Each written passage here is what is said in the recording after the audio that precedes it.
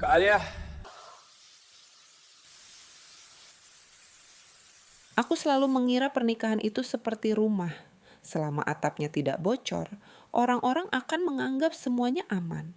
Padahal, ada retak halus yang cuma terasa kalau kita menempelkan telinga ke dinding. Namaku Alia. Suamiku Faris. Kami menikah 3 tahun. Sama-sama dewasa, sama-sama bekerja, sama-sama tahu cara tersenyum di depan orang. Dan di foto-foto, kami terlihat seperti pasangan yang rapi. Liburan setahun sekali, makan malam ulang tahun, unggahan manis saat hari raya. Faris bukan lelaki buruk. Ia hanya sering tidak ada, bahkan ketika tubuhnya ada. Tangannya sibuk dengan ponsel, pikirannya sibuk dengan target, dan aku, entah kapan, mulai terbiasa mengisi sunyi sendirian. Akhir pekan itu, Faris mengajakku ke rumah orang tuanya. Biar ketemu mama papa, katanya, seperti itu solusi untuk segala jarak di antara kami. Aku mengangguk, tersenyum, dan memilih baju yang sopan. Aku belum tahu di rumah itu ada seseorang yang akan membuat sopan santunku terasa seperti pakaian yang salah ukuran. Namanya Reno, adik Faris. Dan sejak pertemuan pertama aku sadar, cara Reno menatap orang bukan sekadar melihat, tapi seperti mendengar. Di perjalanan, Faris menyetir sambil sesekali menjawab telepon. Aku menatap jendela, melihat kota berganti menjadi pinggiran, lalu menjadi jalan yang lebih lengang. Capek? Faris sempat bertanya.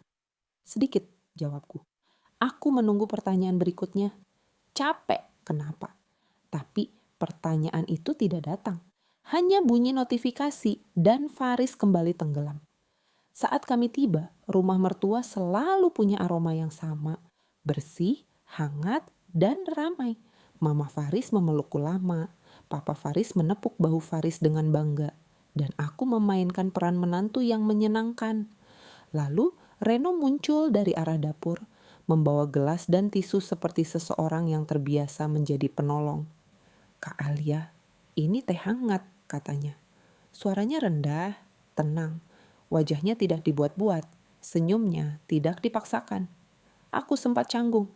Ada jenis lelaki yang terlalu percaya diri dan ada jenis lelaki yang terlalu hadir. Reno termasuk yang kedua dan itu lebih berbahaya. Di meja makan, Faris lebih banyak diam, mendengarkan sambil mengetik. Reno justru yang bertanya tentang pekerjaanku, tentang hobiku, tentang apa yang membuatku tertawa akhir-akhir ini. Aku tertawa kecil. Aku sudah jarang ketawa. Reno tidak ikut tertawa. Ia hanya mengangguk pelan, seolah kalimatku penting. Dan untuk pertama kalinya setelah lama, aku merasa diperhatikan. Malam pertama, kami tidur di kamar tamu. Faris langsung rebah, punggungnya menghadapku. Napasnya cepat, tanda ia lelah. Aku menatap langit-langit. Di rumah mertua, semuanya seperti dirancang rapi. Jam makan, obrolan, tawa. Seakan-akan keteraturan bisa menambal kekosongan. Pagi hari, Reno sudah bangun lebih dulu. Ia menyapu halaman sambil mendengarkan musik pelan. Saat aku keluar untuk mengambil air, ia menoleh. Kak, kalau mau sarapan, rotinya masih hangat. Aku bantu, tanyaku, karena aku tidak mau terlihat hanya sebagai tamu. Reno menggeleng. Kak Alia istirahat aja. Di sini yang capek itu yang jarang istirahat. Kalimat itu sederhana, tapi menohok. Aku menahan napas, lalu mengangguk sambil tersenyum kecil. Sepanjang hari, semuanya baik-baik saja. Terlalu baik-baik saja. Dan di malam kedua, saat Faris kembali sibuk menerima telepon di teras, aku masuk kamar mandi lebih lama dari biasanya. Bukan untuk bersih-bersih, untuk menenangkan sesuatu yang mulai bergerak pelan di dalam dada. Aku menyalakan shower dan membiarkan air hangat jatuh ke bahu, sambil kuusap wajah dan sekujur tubuhku. Seluruh propertiku basah dari atas hingga bawah. Uap memenuhi ruangan, membuat kaca buram, membuat pikiranku ikut buram. Aku tidak menghitung waktu. Aku hanya ingin menghilang sejenak. tidak jadi istri, tidak jadi menantu, tidak jadi perempuan yang selalu tampak baik-baik saja. Di luar, terdengar langkah kaki, lalu hening, lalu ada ketukan ringan di pintu. "Kak Alia," suara itu. Aku membeku. "Iya, kamar mandi sebelah dipakai mama." "Kak Alia, lama banget. Aku takut airnya jadi dingin." Aku menelan ludah. Itu suara Reno. "Maaf, aku..." Sebentar lagi, "Handuknya ada?" tanyanya. Aku menoleh. Handukku tertinggal di kamar. Aku memejamkan mata, kesal pada diri sendiri. "Reno, boleh tolong ambilin handukku yang warna krem di koper?" Hening sebentar. Lalu ia menjawab pelan. "Iya, aku taruh di kursi depan pintu ya. Kak Alia jangan buka lebar-lebar." "Aku tahu," jawabku cepat, terlalu cepat. Beberapa menit kemudian, aku mendengar suara kain diletakkan. Aku mematikan shower. Nafasku terasa lebih berat daripada uap. Aku membuka pintu sedikit, cukup untuk meraih handuk. Dan di celah itu, mataku bertemu mata Reno. Tidak lama, tapi cukup. Aku melihat ia langsung menoleh, seperti orang yang tahu batas, tapi tidak bisa menghapus momen itu begitu saja. Lorong di luar kamar mandi tampak remang, dan di remang itulah aku menangkap sesuatu. Reno berdiri di sana sejak tadi, menunggu. Dan untuk alasan yang tidak bisa kujelaskan, jantungku berdetak seperti sedang melakukan hal yang terlarang. Aku membungkus tubuh dengan handuk cepat-cepat. Aku menutup pintu, bersandar di baliknya, menahan napas. Ini tidak seharusnya seperti ini, pikirku. Ini hanya handuk, hanya ketukan pintu, hanya ipar. Tapi ada bagian dari diriku yang tahu, bukan tentang handuknya. Ini tentang sensasi kecil yang menyusup. Ada lelaki yang menungguku, bukan suamiku. Orang lain. Aku keluar dari kamar mandi dengan rambut basah. Faris sudah tertidur. Rumah sunyi. Saat aku berjalan ke kamar, aku melewati lorong itu, lorong yang tadi jadi panggung momen singkat. Aku mencoba menghapusnya dengan langkah cepat. Namun, di ujung lorong, pintu kamar Reno sedikit terbuka. Dari dalam, lampu meja menyala redup. "Kak Alia," panggilnya pelan. Aku berhenti, tapi tidak berani mendekat. "Iya, maaf kalau tadi bikin kakak enggak nyaman." Suaranya terdengar seperti orang yang menata ulang niatnya. "Aku cuma takut kakak kedinginan." Aku menggigit bibir, gerakan refleks yang langsung kusesali. "Terima kasih," jawabku. "Aku baik-baik saja." Reno tidak membalas cepat. "Kalau Kak Alia butuh apa-apa, bilang. Jangan dipendam sendirian." Kalimat terakhir itu membuat tenggorokanku mengencang. Aku mengangguk pelan, lalu cepat-cepat masuk kamar. Di bawah selimut, aku menatap punggung Faris yang tenang. Aku ingin membenci diriku sendiri, tapi yang muncul justru rasa takut. Takut bahwa aku baru saja menemukan sesuatu yang selama ini hilang. Malam berikutnya, Faris tertidur lebih cepat. Aku kembali masuk kamar mandi, kali ini dengan niat sederhana, membilas hari. Namun seperti malam sebelumnya, aku kembali kehilangan waktu. Air hangat, uap, dan kesunyian membuat pikiranku melayang. Aku memijat leher, memejamkan mata, membiarkan diri rileks terlalu lama. Lalu, ketukan lagi. Lebih pelan, lebih hati-hati. "Kak Alia," aku menahan napas. "Reno?" "Iya." Ada jeda. "Aku dengar shower dari tadi. Aku cuma mau pastiin kakak baik-baik aja." Aku ingin menjawab iya dan menyudahi. Tapi entah kenapa, suara Reno seperti tali yang menarik sesuatu dalam diriku. "Aku baik-baik saja," kataku, namun suaraku tidak setegas niatku. Reno tidak pergi. Dari luar pintu, ia bicara pelan, seperti takut didengar orang lain. "Kak Alia, di rumah ini semuanya kelihatan ramai. Tapi kadang orang bisa kesepian di tengah ramai." Aku menutup keran. Hening muncul, tapi hening itu tidak menenangkan, hanya membuat suara kami lebih jelas. "Aku gak seharusnya ngomong begini," lanjutnya. "Tapi Aku sering lihat kakak senyum sambil menahan sesuatu. Dadaku terasa panas, bukan karena uap. Reno, bisikku, kamu adik Faris. Aku tahu, jawabnya cepat. Itu yang bikin aku mundur, tapi aku juga manusia. Aku memejamkan mata. Di detik itu, aku sadar. Aku bukan sekadar mandi terlalu lama. Aku sedang berdiri di tepi sesuatu, dan api itu menyala pelan, indah, dan berbahaya. Malam itu aku tidak tidur. Aku menatap layar ponsel tanpa membuka apapun. Kepalaku penuh.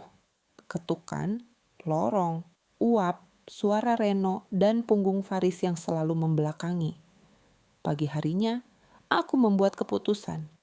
Aku tidak mau rumah tanggaku runtuh hanya karena aku lapar perhatian. Aku ingin Faris kembali melihatku. Aku ingin pernikahan kami hidup lagi. Aku memulai dengan hal sederhana, sarapan berdua. Aku menunggu Faris di teras, menyodorkan kopi yang ia suka. Faris tersenyum. Kamu rajin amat. Aku kangen, kataku. Jujur. Ia mengangguk, lalu ponselnya bergetar. Ia mengangkat telepon itu dengan refleks. Ya iya, aku bisa kirim siang ini. Kalimat aku kangen menguap begitu saja. Aku menelan kecewa, tapi aku tidak menyerah. Aku berkata, nanti malam kita jalan sebentar ya, berdua. Faris menatapku, ragu, lalu berkata, nanti aku lihat jadwal. Kalimat itu terasa seperti pintu yang tidak benar-benar terbuka. Dan saat aku masuk rumah, aku bertemu Reno di dapur. Ia menatapku sekejap, lalu menunduk sopan. Namun aku melihat sesuatu di matanya. Pertanyaan yang ia simpan rapi. Aku pun menetapkan aturan untuk diriku sendiri. Jangan pernah sendirian dengan Reno. Aku tidak tahu seberapa sulit aturan itu akan diuji. Siang itu, Mama minta aku membantu menyiapkan lauk. Faris pergi sebentar menemui temannya. Rumah jadi ramai di dapur, tapi batinku tetap sunyi. Reno muncul membawa belanjaan. Tangannya kuat, gerakannya tenang. Ia menaruh sayur di meja, lalu melihat aku mengiris bawang. Kak Alia, matanya perih? Tanyanya. Aku biasa, jawabku menahan. Reno mengambil kacamata bening dari laci. Pakai ini, biar nggak pedih. Aku hendak menolak tapi Mama sudah melihat. Nah, Reno perhatian ya, kata Mama, tertawa kecil. Aku tersenyum kaku. Reno hanya mengangguk, tidak memamerkan apapun. Sore hari, ponselku bergetar. Pesan dari Reno. Kak, maaf soal semalam. Aku nggak akan bikin kakak serba salah. Aku menatap pesan itu lama. Jari-jariku gatal ingin membalas. Aku akhirnya mengetik. Terima kasih, kita jaga jarak ya. Balasan datang cepat. Iya, tapi kalau kakak butuh didengar, aku tetap ada. Kalimat itu seperti pintu kecil yang sengaja dibiarkan tidak terkunci. Dan yang membuatku takut, ada bagian dari diriku yang ingin masuk. Malam itu listrik sempat padam. Rumah mertua gelap, hanya suara orang-orang bergerak dan tertawa menertawakan keadaan. Mama memanggil Reno. Cari lilin di gudang. Aku ikut turun karena merasa tidak enak hanya menunggu. Gudang di belakang rumah lembab dan sempit. Reno menyalakan senter ponselnya. Cahaya jatuh di wajahnya, membuat garis rahangnya terlihat tegas. Kak Alia jangan dekat-dekat rak. Debunya banyak, katanya. Aku bisa jaga diri, jawabku, tapi langkahku tetap maju. Saat Reno menarik kotak lilin, sebuah benda kecil jatuh. Aku refleks meraih. Tangan kami bertemu di udara, jari kami bersentuhan. Sentuhan itu singkat, tapi panasnya naik ke kulitku seperti uap kamar mandi. Aku menarik tangan cepat, pura-pura tidak terjadi apa-apa. Reno menatapku, lama setengah detik lebih lama dari seharusnya, lalu berkata pelan, kita keluar aja. Di sini sempit. Aku mengangguk. Di luar, udara malam dingin, tapi pipiku terasa hangat. Aku berbisik pada diri sendiri. Ini cuma kebetulan. Namun kebetulan yang berulang seringkali bukan kebetulan lagi. Aku tetap berusaha pada Faris. Aku menyiapkan makan malam kecil di teras, tanpa mama papa, tanpa siapapun, hanya kami. Aku pengen ngobrol, kataku. Faris duduk. Ia terlihat lelah. Aku mulai bicara tentang hal-hal sederhana dulu. Pekerjaanku, rencana liburan, film yang ingin ku tonton. Faris mengangguk, tapi fokusnya tidak penuh. Teleponnya bergetar lagi. Ia mematikannya, tapi aku melihat gelisah di matanya. Aku lagi dikejar deadline, katanya akhirnya. Aku istrimu, jawabku. Bukan salah waktu. Kalimat itu keluar tanpa sengaja. Faris terdiam. Maaf, kataku cepat. Faris menghela napas. Kita bahas nanti ya. Nanti, itu seperti jalan yang tidak pernah sampai. Aku berdiri, masuk rumah, dan tanpa sengaja bertemu Reno di dapur. Ia sedang minum air. Ia melihat mataku yang berkaca. Kak, aku menggeleng tapi suaraku pecah. Aku cuma capek. Reno mendekat setengah langkah, lalu berhenti, menahan diri. Capek itu bukan salah, tapi dipendam terus. Bisa bikin orang mencari napas di tempat yang salah. Aku terpaku. Kata-katanya tepat mengenai ketakutanku. Kami saling menatap. Jarak di antara kami terasa menipis bukan karena langkah, tapi karena perasaan. Aku hampir membiarkan itu terjadi. Hampir. Lalu terdengar suara langkah Faris dari ruang tamu. Aku mundur cepat, menarik napas, dan pergi. Malam itu, aku menangis tanpa suara. Pagi berikutnya, suasana rumah mendadak berbeda. Bukan karena pertengkaran, melainkan karena hal yang lebih halus, tatapan yang sedikit lebih lama, percakapan yang berhenti saat aku datang. Di meja makan, sepupu Faris tersenyum aneh. Kak Alia betah ya di sini, katanya. Aku menjawab ramah, tapi aku tahu ada sesuatu di balik kalimat itu. Faris juga mulai memperhatikanku, bukan dengan hangat, melainkan dengan kecurigaan yang masih ragu. Reno menjaga jarak lebih jelas. Ia jarang mengajakku bicara. Ia terlihat sengaja sibuk di luar rumah. Namun justru jarak itu membuat pikiranku semakin gaduh. Malamnya, Faris bertanya tiba-tiba, "Kamu dekat sama Reno ya?" Aku tersentak. Dekat dalam arti apa? Ya, kalian sering ngobrol. Aku menelan ludah. Dia iparmu, wajar ngobrol. Faris menatapku seolah ingin percaya. Iya, wajar. Tapi nada suaranya tidak meyakinkan. Aku sadar, api yang tadi hanya ada di dadaku sekarang mulai terlihat dari luar. Aku selalu merasa ponsel adalah tempat paling aman untuk menyimpan pikiran. Ternyata itu tempat paling mudah membocorkan segalanya. Siang itu, Faris meminjam ponselku untuk memesan tiket. Aku tidak curiga, sampai aku melihat raut wajahnya berubah. Alia, panggilnya pelan. Aku mendekat. Di layar terbuka aplikasi catatan. Catatan yang kutulis saat malam-malam gelisah. Kalimatnya tidak panjang, tapi cukup untuk memicu badai. Lorong itu, uap itu, suaranya. Aku takut aku mulai berharap pada orang yang salah. Faris menatapku, dan di matanya ada sesuatu yang jarang kulihat. Terluka tanpa tahu harus bagaimana. Kamu berharap pada siapa? Tanya Faris. Aku ingin meraih tangan suamiku, tapi tanganku terasa berat. Ini cuma pikiran, kataku. Suara kecil. Pikiran dari mana datangnya? Faris menekan. Alia, jawab. Aku menutup mata. Aku bisa berbohong. Aku bisa menyelamatkan hari ini dengan dusta kecil. Tapi dusta kecil sering tumbuh jadi bencana besar. Aku kesepian, bisikku. Faris terdiam lama lalu berkata pelan. Kesepian itu aku yang bikin. Aku ingin bilang iya. Tapi aku juga tahu, aku yang membiarkan diriku semakin dekat pada Reno. Dan itu yang membuatku nyaris hancur.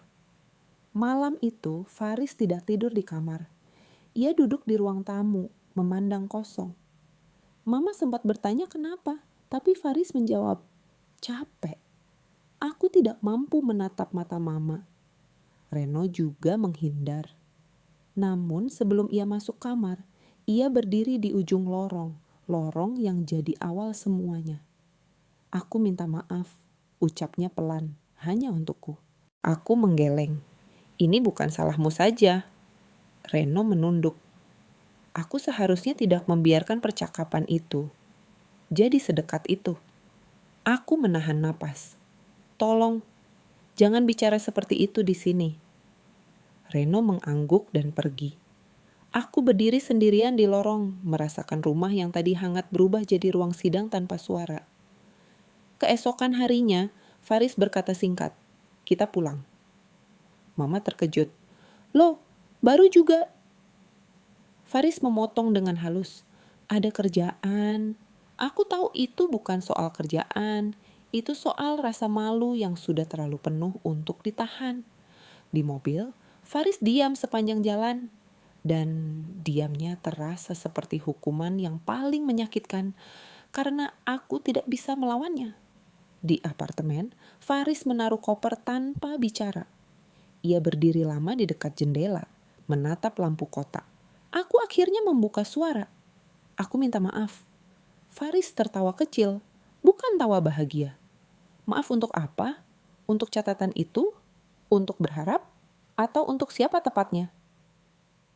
Aku menelan ludah. Ini detik yang menentukan. Aku bisa berkata, tidak ada apa-apa, dan berharap waktu memperbaiki.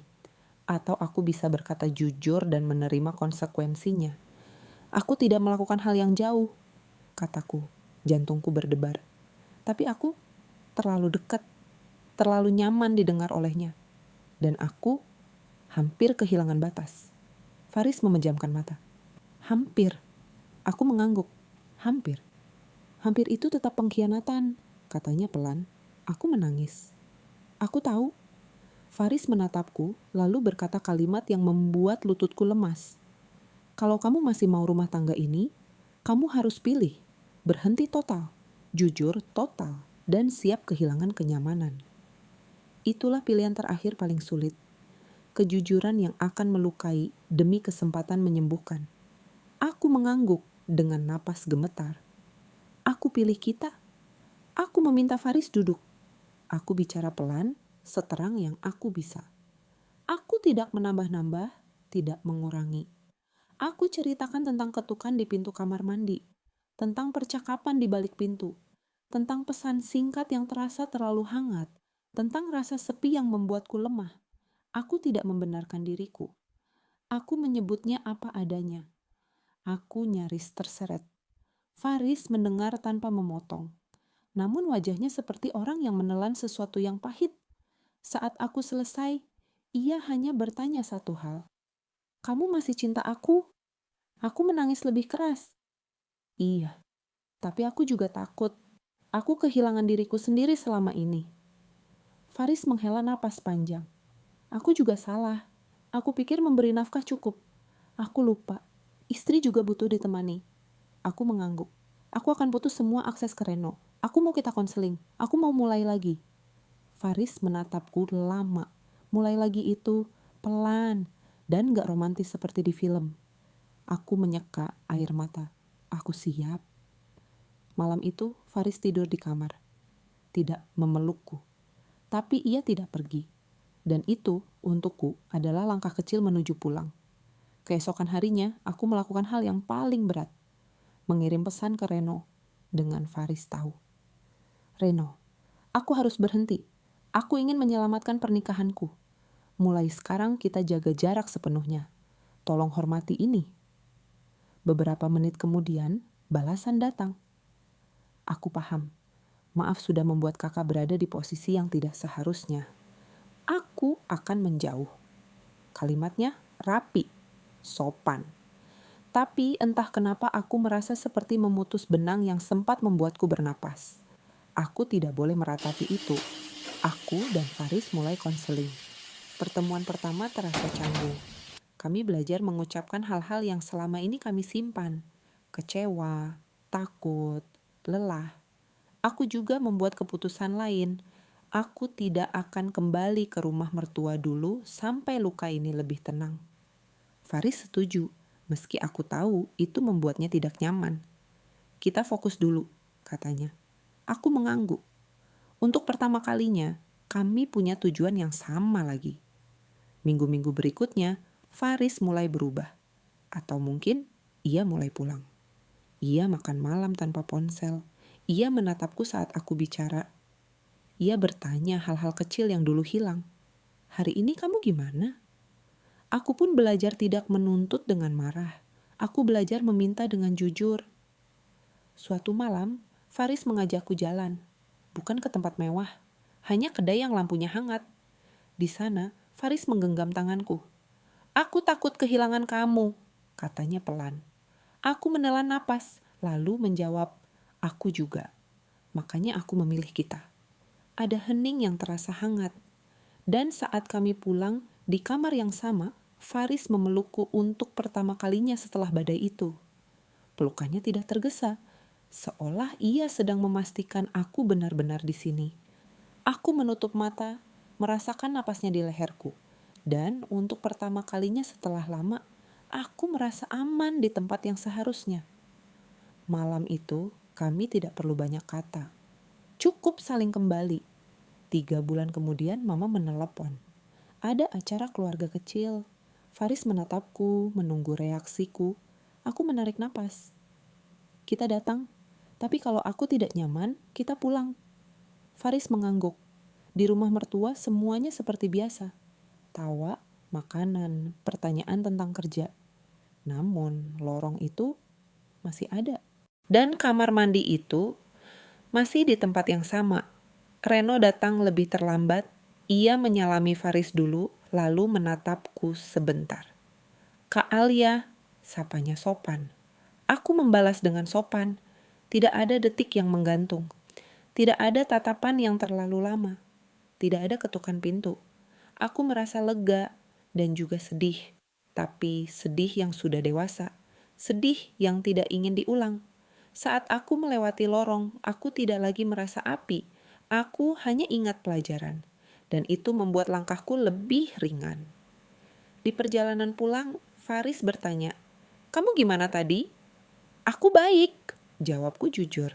Aku sadar ternyata yang paling berbahaya itu bukan orangnya, tapi kekosongan di dalam kita. Faris mengangguk pelan. Aku juga belajar. Aku menatap keluar jendela. Kota malam bergerak seperti aliran lampu. Aku dulu merasa harus selalu kuat, kataku. Padahal yang aku butuh cuma didengar. Dan karena aku tidak minta, aku mencari di tempat yang salah. Faris menggenggam tanganku. Sekarang kamu boleh minta. Aku menatapnya, mata hangat, dan kamu boleh hadir. Kami tersenyum kecil, tidak dramatis, tidak meledak-ledak, tapi nyata. Pada ulang tahun pernikahan kami, Faris mengajakku ke tempat sederhana. Penginapan kecil di pinggir kota, dengan udara dingin dan lampu temaram. Di balkon, ia memberikan sebuah catatan kecil. Bukan hadiah mahal. Isinya tulisan tangan, "Aku mau jadi rumah, bukan sekadar alamat." Aku terdiam lama, lalu menulis balasan di bawahnya. Aku mau berhenti mencari hangat di lorong orang lain. Kami tertawa pelan, lalu saling menatap seperti dua orang yang akhirnya belajar hal paling sulit. Cinta bukan hanya rasa, tapi pilihan yang diulang setiap hari. Aku tidak akan berpura-pura semuanya sempurna setelah itu. Luka, punya ingatan. Tapi kami juga punya komitmen yang baru. Bicara sebelum terlambat, memeluk sebelum jarak jadi kebiasaan. Dan setiap kali aku masuk kamar mandi sekarang, aku tidak lagi ingin menghilang. Aku ingin kembali ke diriku, ke suamiku, ke rumah yang kami bangun dengan jujur